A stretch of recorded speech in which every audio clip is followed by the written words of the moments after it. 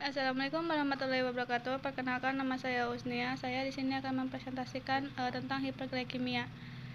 Hiperglikemia adalah suatu komplikasi akut dari diabetes mellitus di mana penderita akan mengalami dehidrasi berat yang bisa menyebabkan kebingungan mental, pusing, kejang, dan suatu keadaan yang disebut koma.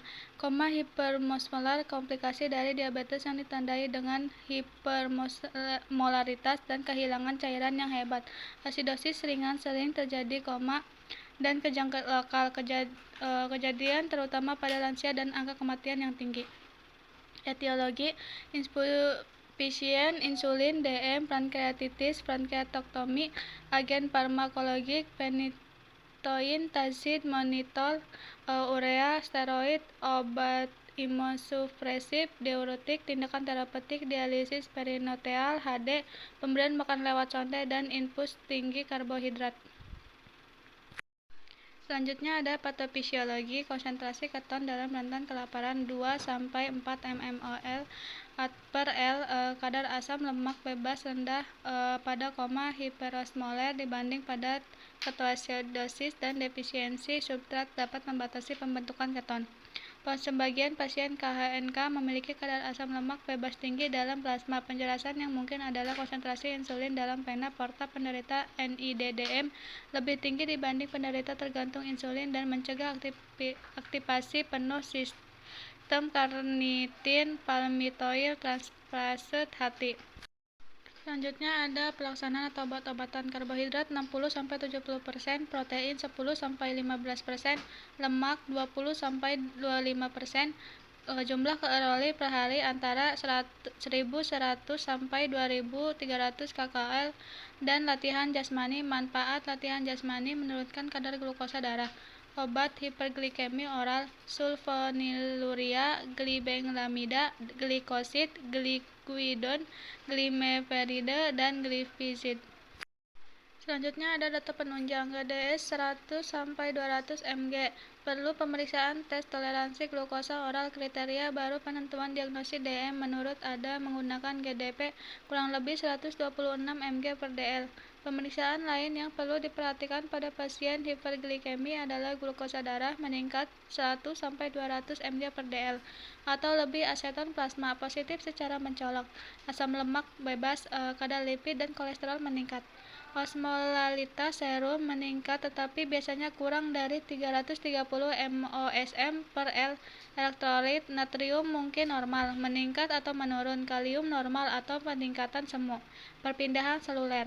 Selanjutnya akan menurun fosfor, lebih sering menurun hemoglobin glikosilat, kadarnya meningkat 2-4 kali lipat dari normal. Selanjutnya ada kasus fiktif. Kalian datang ke IGD RSUD pada tanggal 30 Agustus 2019 pukul 12 waktu Indonesia Barat dengan keluhan terasa letih dan lemah, sering merasa lapar dan haus. Kalian juga mengatakan dia merasa mual dan muntah dan gula darahnya tinggi 284 dan ada luka di bagian kaki sebelah kanan dan nyeri di bagian luka kaki. Dengan skala 4, nyeri hilang timbul seperti ditusuk-tusuk. Airway atau jalan napas, terdengar suara sensor di semua lapang dada, tidak ada jejas di daerah dada. Breathing atau pernapasan, frekuensi napas normal. Circulation, sirkulasi, kadang lemah dan letih, nyeri di kaki sebelah kanan, nyeri yang dirasa hilang timbul seperti ditusuk-tusuk. Disability, kesadaran, kosmetis, GCS 15. Exposure, mengeluh nyeri di bagian kaki sebelah kanan dan tampak meringis kesakitan.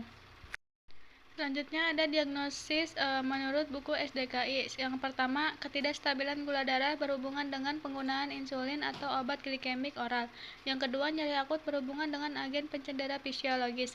Yang ketiga, risiko infeksi berhubungan dengan peningkatan leukosit. Yang keempat, intoleransi aktivitas berhubungan dengan imobilitas. Yang kelima, gangguan integritas kulit atau jaringan berhubungan dengan penurunan mobilitas. Selanjutnya ada tujuan sesuai SLKI. Yang pertama, kestabilan kadar gula darah membaik, status nutrisi membaik, dan tingkat pengetahuan meningkat. Yang kedua, toleransi aktivitas membaik, ambulasi membaik, dan tingkat keletihan membaik. Intervensi menurut buku Psiki. Yang pertama, manajemen hiperglikemi. Identifikasi kemungkinan penyebab hiperglikemia, identifikasi situasi yang menyebabkan kebutuhan insulin meningkat, monitor kadar gula darah, Monitor tanda dan gejala hiperglikemia, monitor intake dan output cairan, monitor ketan urin, kadar analisis gas darah, elektrolit, tekanan darah, ortostatik, dan frekuensi nadi. Berikan asupan cairan oral, konsultasi dengan medis jika tanda dan gejala hiperglikemi tetap ada atau memburuk, fasilitasi ambulasi jika ada hipotensi ortostatik. Anjurkan menghindari olahraga saat kadar glukosa darah lebih dari 250 mg per dt. Anjurkan monitor kadar glukosa darah secara mandiri. Anjurkan kebutuhan terhadap diet dan olahraga. Anjurkan indikasi dan pentingnya pengujian keton urin dan ajarkan pengolahan diabetes.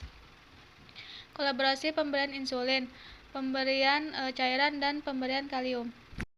Selanjutnya ada terapi aktivitas atau toleransi aktivitas. Identifikasi gangguan fungsi tubuh yang mengakibatkan kelelahan, monitor kelelahan fisik dan emosional, monitor pola dan jam tidur, monitor lokasi dan ketidaknyamanan selama melakukan aktivitas.